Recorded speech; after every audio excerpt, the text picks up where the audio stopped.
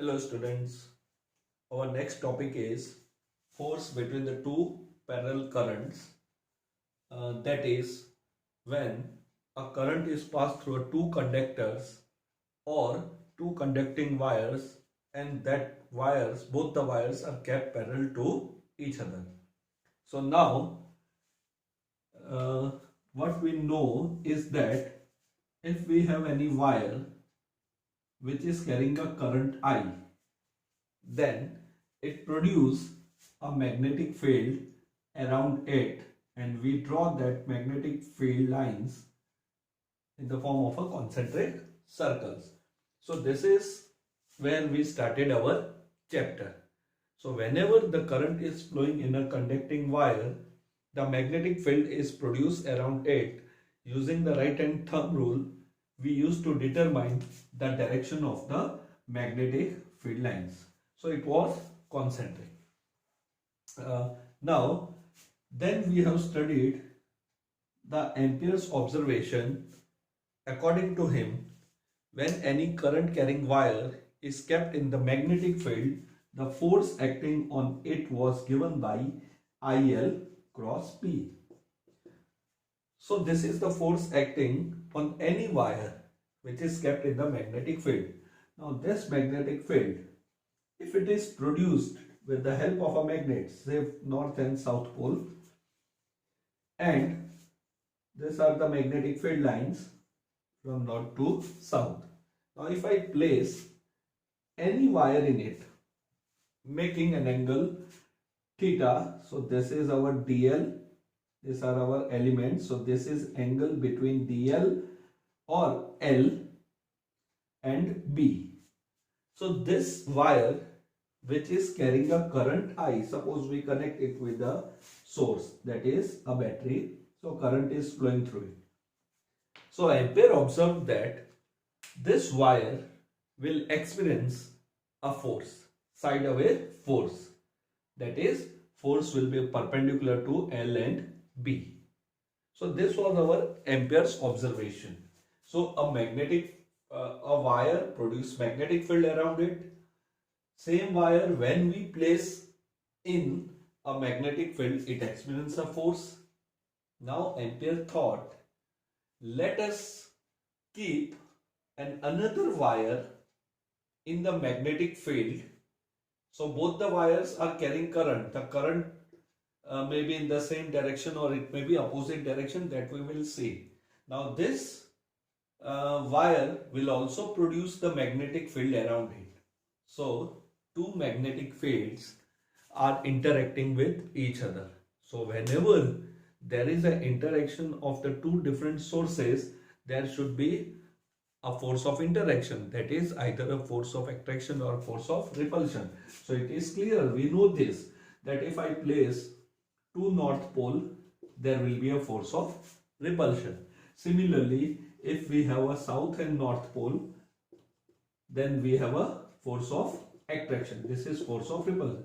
Similarly, when one plus q is kept near to another q, both will experience a repulsive force. So they are interacting through their field lines, or you can say one charge is placed in the electric or the magnetic field of the other. So if I keep two wires carrying current parallel to each other, there is a force of interaction. That force of interaction can be attractive or repulsive, and we can say that one wire is kept in the magnetic field of the other wire. So one wire is a source, like that we have a source and the test charge combination in chapter 1. The force was experienced by a test charge which was placed in the electric field of the source charge. Similarly, now both the wires will carry a current, and one wire is assumed to be kept in the magnetic field of other wire, and the other wire is kept in the magnetic field of the first wire. As a result, there is a force of interaction. So here the magnetic field are produced by the magnet with the help of a magnet, and wire is kept. Now this magnetic field is produced by one wire and other wire is kept in it. Let us see what is the nature of interaction, whether the interaction is attractive or repulsive, and what is the magnitude of the force, what is the direction of the force, and when there is a attraction, when there is a repulsion. So to understand this topic, we take the two wires kept vertically, though in our textbook the wires are kept horizontal. So it does not make any difference as far as we apply the rules of this cross product. So we will take two wires. Let this wire be named as wire 1. The current flowing through it is I1. We assume another wire which is kept parallel to each. Let us name this wire as 2 number, and the current flowing through this is I2. Let us assume that the perpendicular distance between the two wires is D. So in the book, the name of the wire is A and B. The name of the current is IA, IB. So we take a different name. Now the perpendicular distance between them is D. Let us assume that the length of both the wire is L.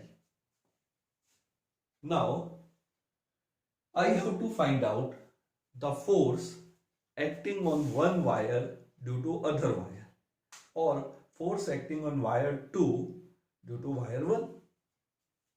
So you have to apply this force. Now what was this formula? The force was acting on the wire which was carrying current kept in the magnetic field, though the magnetic field in this case is produced with the help of a magnet.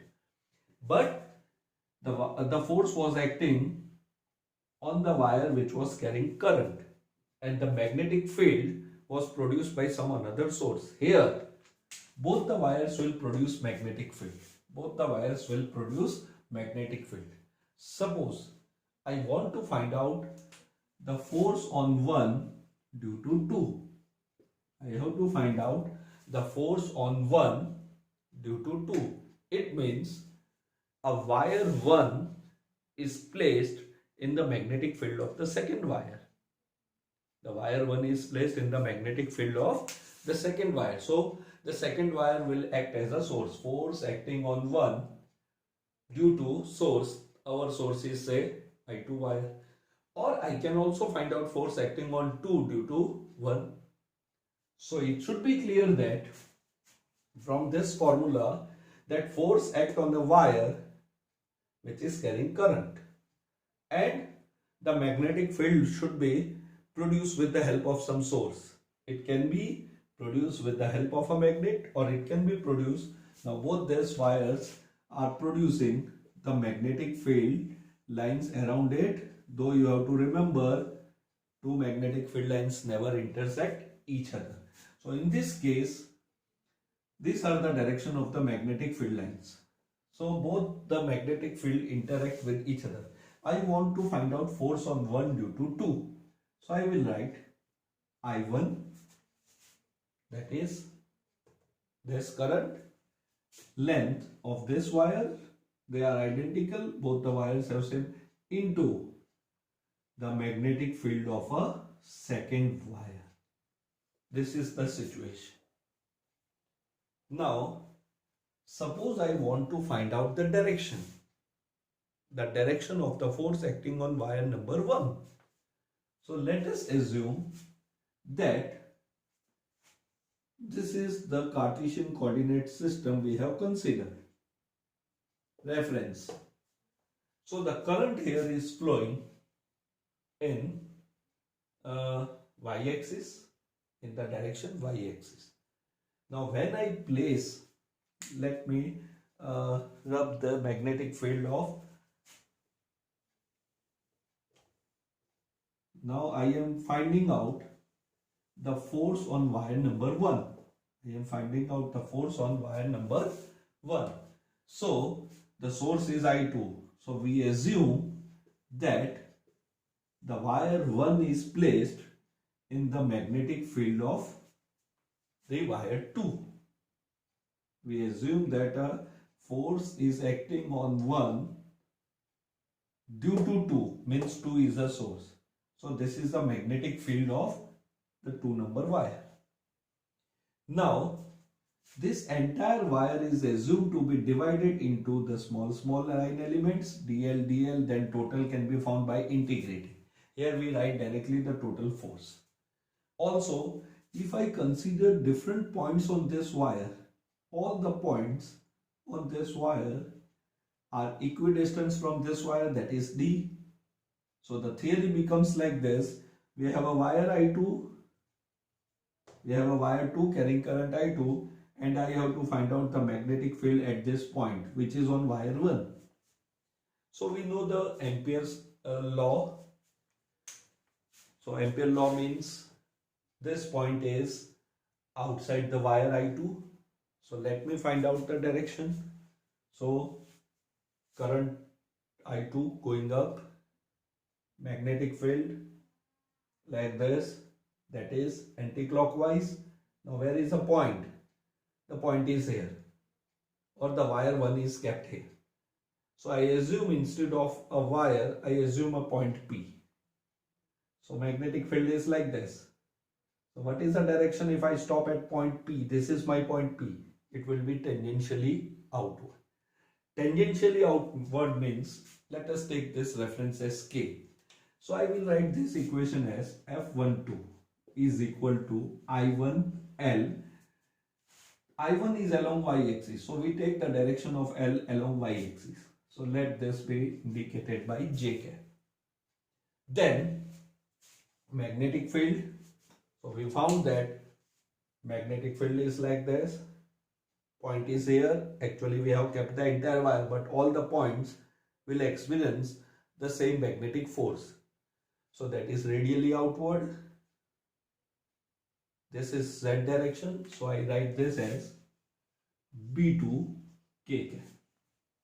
Now this can be written as I1 L J cross K. Now we know this cycle I, J and K. So J cross K, it should be I. So the direction is J cross K, the direction is, so the direction of the force is I. So the force acting on wire 1 is along positive x-axis. Now I have to find out the magnetic field of second wire at a point which is at a distance D. So according to Ampere's law, or according to Ampere's, not a circuital law, this is using the Ampere law, we found the magnetic field intensity outside the wire. So F12 is equal to I1 L. B2, if you remember, it should be mu naught I2 upon, we have written 2 pi r, here it should be 2 pi d. And as far as direction is concerned, it is positive x-axis. So this wire will be moving towards wire I2. And if I want to find out the magnitude, F12 is equal to mu naught I1 I2 L upon 2 pi perpendicular distance into I. This is the magnitude of the force between the two wires. Now let us find out the force acting on the second wire due to the first wire. So again, now the wire 1 should be placed in the magnetic field of the second wire. So force acting on 2 due to 1, that is equal to now I2 L cross, what is the source now? Now your wire number, this is equation 1 and 2, wire number 1 is the source. Now if I draw its magnetic field lines, we assume that second wire is placed in its magnetic field. And if you assume any points, they are at a distance D. Same concept, only the 1-2 number or terminology has changed. Now this can be written as I2 L, current is in the same direction, into, now I have to find out its magnetic field. So again, current up, this is magnetic field, wire is here. Instead of wire, let us assume we have a point here. This is a point. If I stop here, it is going inward, that is minus K. So I have B1 minus K. It should be opposite. Now J cross K, that is I, but we have minus sign. So I will write this as minus I2 L B1 I. So F21. F21. Force on 2 due to 1. So this wire will move towards that wire, second wire will move towards the first wire. So what is there? There is a force of attraction. Now again, B1 is equal to mu naught I1 upon 2 pi d. So F21 can be written as minus mu naught I1 I2 L I cap upon 2 pi d. So that is your equation number 3. And if I write the magnitude mode of this, so it becomes mu naught I1 I2 L. We remove this direction, it is a magnitude only, divided by 2 pi d, equation number 4. So check the magnitudes. This is the magnitude. The magnitude is same. Check the direction, opposite. Formula remains same.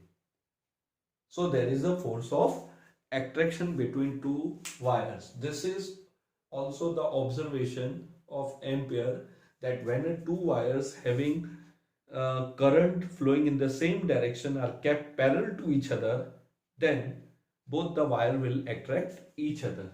So what we conclude here is parallel currents attract. Parallel current attract. So this is the conclusion of this theory. Then suppose the current is reversed. Suppose the current is reversed or it is opposite. So let us say this is the case. So now what will happen? Here I2, that is K, instead of that K it becomes minus K. So if the current is in downward direction, this is the direction of the magnetic field. Now I have to find out the force on 1. 1 is here. 1 is, so magnetic field is inward. So here it should be minus K. If I keep minus K, it will become minus I. If it becomes minus I, this force will be outward. Similarly, this magnetic field, now you think about the magnetic field of 1. So magnetic field of 1, it is the same. But what about this? It becomes minus J. Current is downward. So again we get here we have minus, here we have minus, minus plus, it becomes plus I. So this will be force on 1 due to, force on 2 due to 1. This will be force on 1 due to 2. So you verify this and we conclude that anti-parallel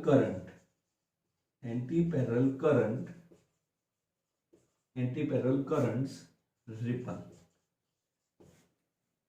So this is the conclusion, that whenever there is a current which are parallel to each other, then either there is a force of attraction or a force of repulsion depending on this formula. So you remember this also. If we have two charges, suppose in electrostatic you have two charges of same polarity. So both are plus. So there it is repulsion. Here we have to remember opposite of that. Same direction, attraction. Same polarity there, repulsion. Same direction, attraction. Opposite of that. Opposite polarity in chapter 1, one is plus charge, one is minus. They attract. Opposite current or which both are in opposite direction, the current is opposite or anti-parallel, then both the wires should repel each other. Now this is the situation. And from equation number 1 and equation number 3, I can easily write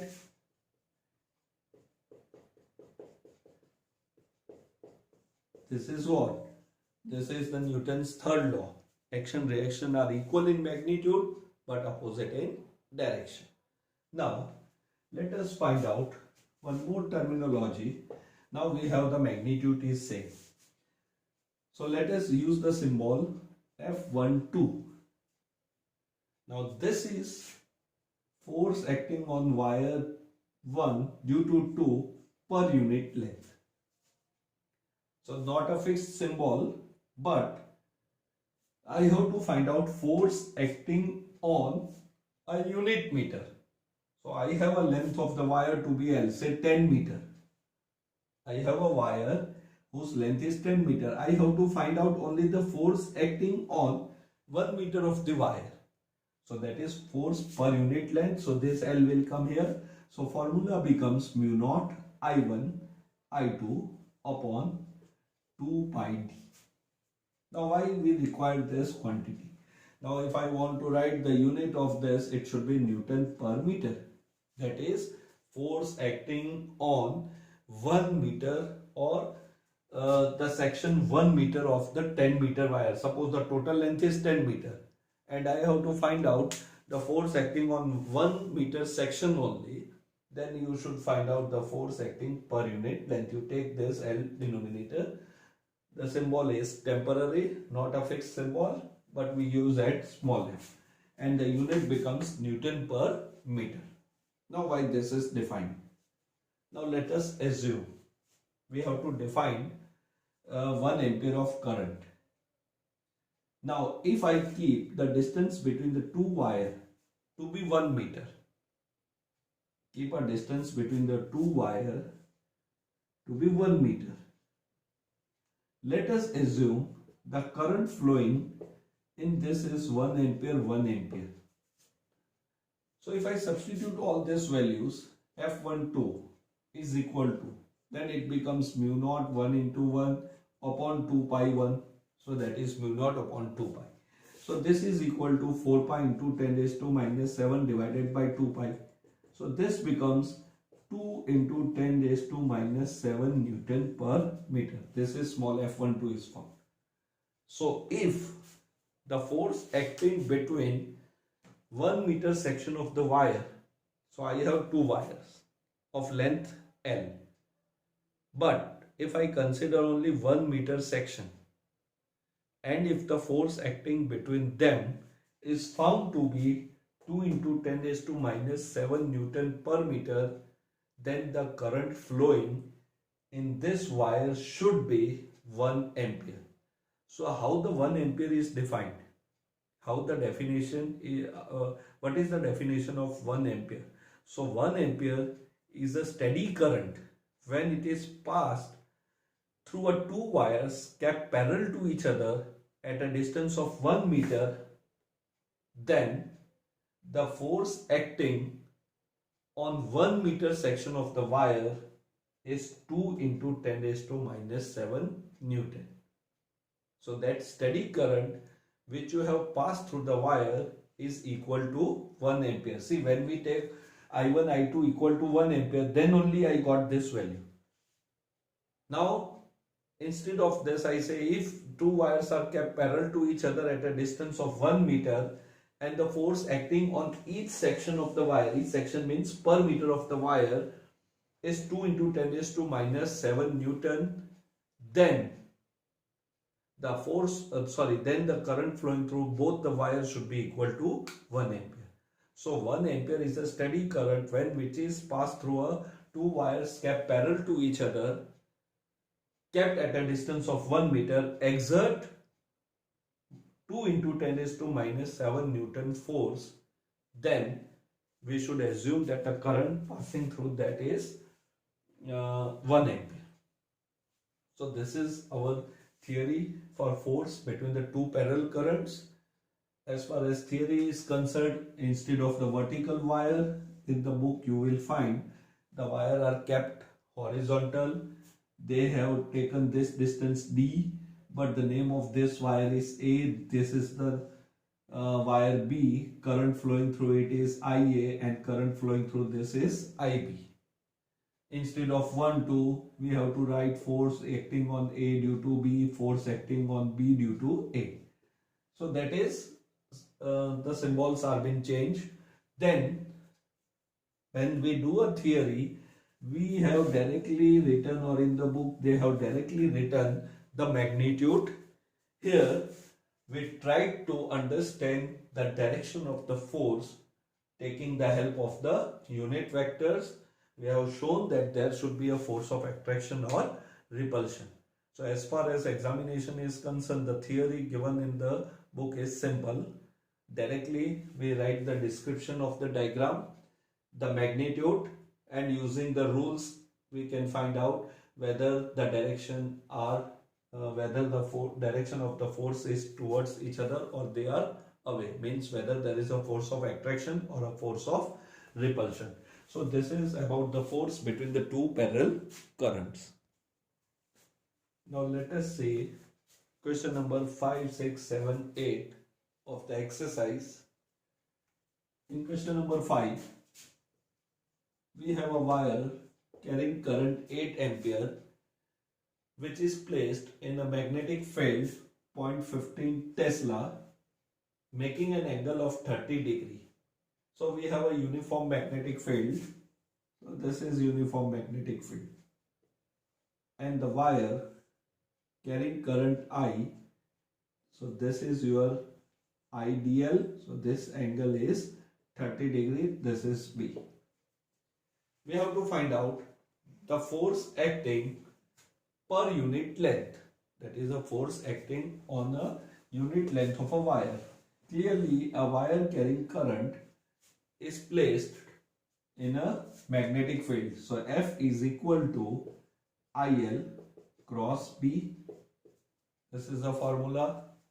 Therefore, F vector magnitude can be taken as ILB sine of theta. Theta is angle between L and B vector, that is 30. So we have Bill sine of 30 degree. So you substitute all these values and find out the force act. Now you have to find out force acting per unit length. So this is the resultant force. Therefore, let us denote a symbol to be small f. So it becomes capital F divided by L because length is not given. So your formula becomes BI sine 30, that is sine 30 is root 3 by sine 30 is root 3 by sine 30 is half.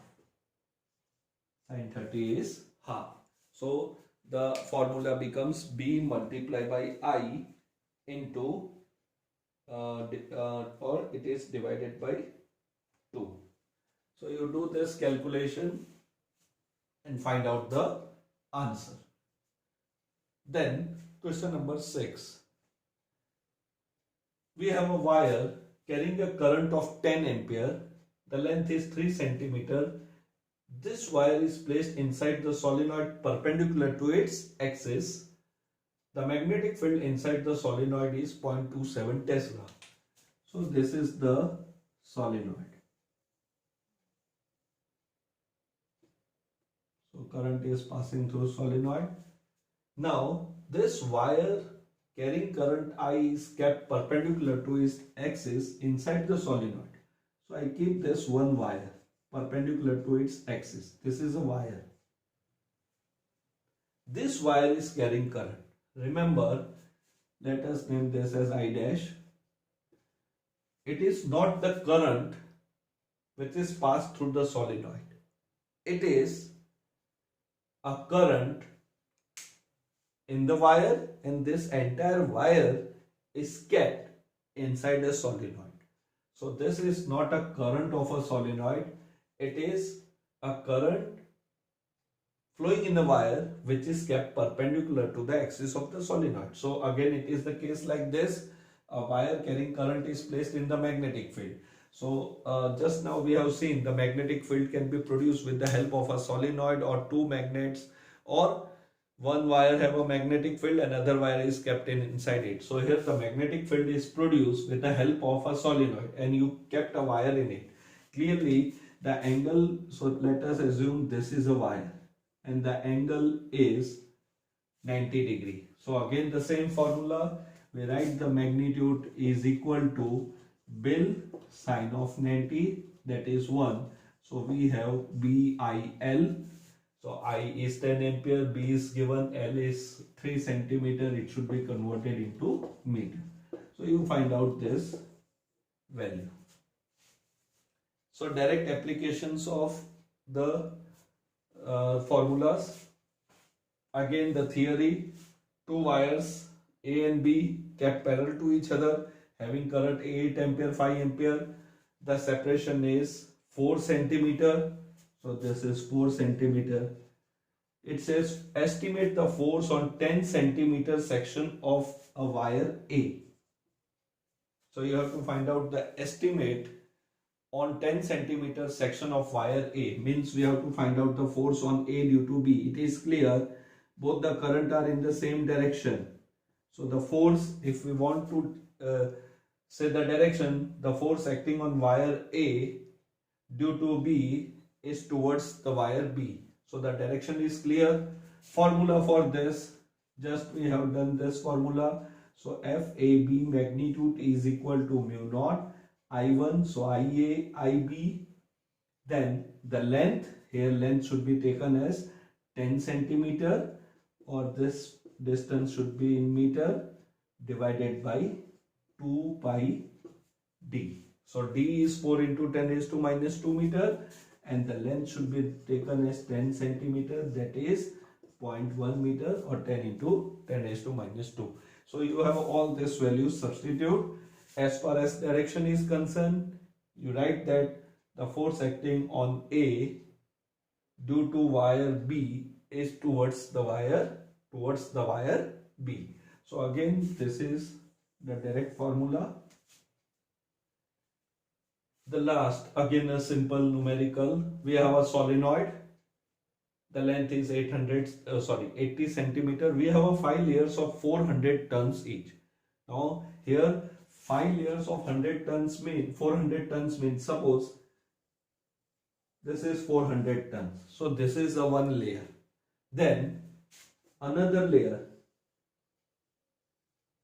So again the second layer is wound on it. This is 2 layer. Like this you have a 5 layers of 400 tons. So this number of tons are 400, and like this we have a 5 layers of the wire. We have a 5 layers of ton. So capital N is equal to, that is total number of tons. That is total number of tons. So that should be equal to 5 into 400. That is total tons are 2000. Now we know the magnetic field intensity of a solenoid, very long solenoid, that is mu naught small n I. You have I. You have a length 80 centimeter. The diameter is given. This diameter gives the radius 0.9 centimeter. Now the radius is very small as compared to the length.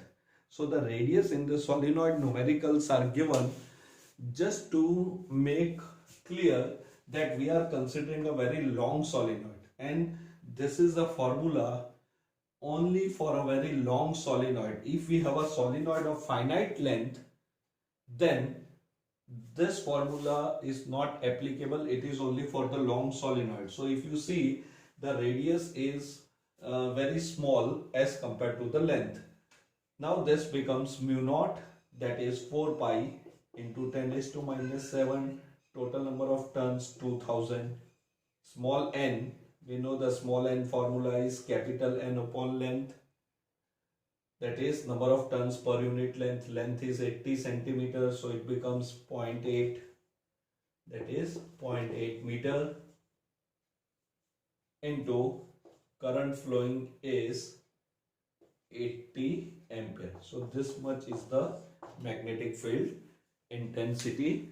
So you find out in all this numerical, you substitute the values and find out the answer. So here again we complete a small topic, the force acting between the two parallel currents and MCQ based numericals. So these are the direct application of the formula. Have a nice day.